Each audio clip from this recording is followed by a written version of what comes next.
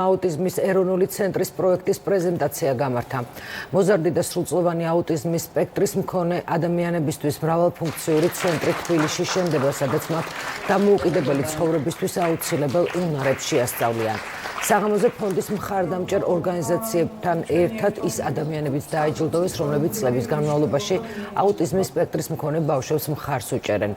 მიაქვარ აქციის მხარდაჭერისთვის ჯილდო ტელეკომპანია იმედსაც გადაეცა.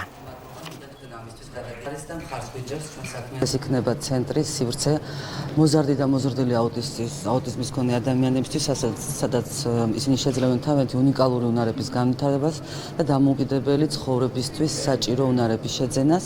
რეგიონში ასეთი ტიპის ცენტრი არ არსებობს. ეს იქნება პირველი რეგიონალური ცენტრი და სწორედ ამიტომ დავარქვით აუტიზმის ეროვნული ცენტრი. მე ძალიან მიხარია, რომ დღევანდელმა შეხვედრამ ჩაიარა ჩვენს მიერ მომზადებული კლიპის ფონზე